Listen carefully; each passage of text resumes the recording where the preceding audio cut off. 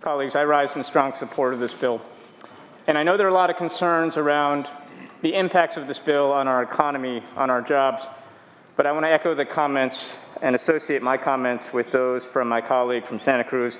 We're in a climate emergency. We are living through a time of incredible and frightening changes to our climate. 2021 has been the hottest year on record. We've had more intense hurricanes and droughts than ever before. Our forests here in California are drier than ever in recorded history, leading to massive wildfires that we're barely controlling. But I want to point out something that I don't think has been mentioned in the many floor debates over climate. 2021 is almost certainly going to be one of the coolest years that we experience over the next 100 years. I want to repeat that. 2021 will almost certainly be the coolest year on record 100 years from now. No matter what we do today, even if we get carbon emissions down to zero, our children and grandchildren will look back at 2021 as a year that was uniquely cool, one with uniquely benign weather events. The hurricanes, the wildfires, the heat waves, the droughts that we're experiencing right now will seem like the good old days. We talk about the tipping point and whether we might reach the tipping point, but if we're being honest with ourselves, we've already passed the tipping point.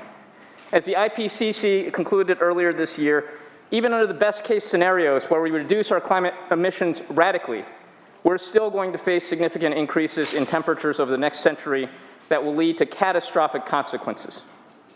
So this isn't about whether we might reach a theoretical tipping point, it's about how far past the tipping point we're going to go.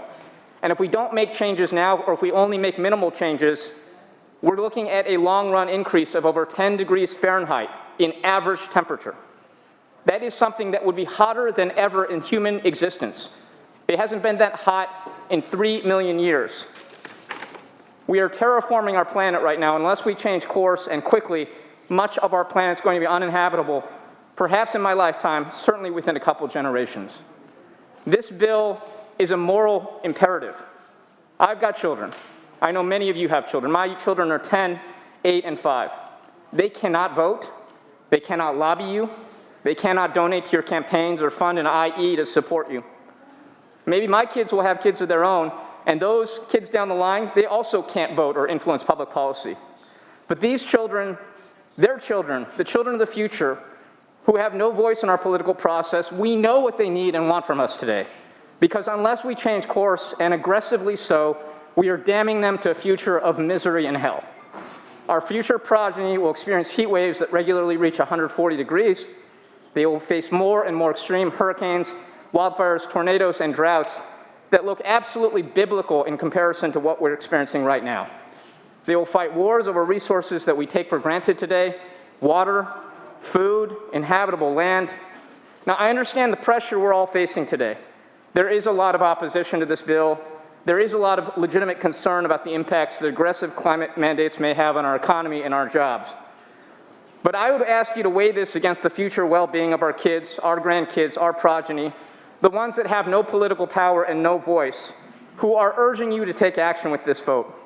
We know the causes of climate change. We know what we have to do to prevent this apocalyptic future from happening, but we need the courage to do the right thing. Now, many of you heard me say this quote from the ancient Greeks: "A civilization is great when its elders plant trees whose shade they know they will never sit under." Today, I'm asking you to plant those trees because we are facing the worst possible future unless we act aggressively. We have to err on the side of aggressive policy right now. Thank you very much, and I ask for your aye vote.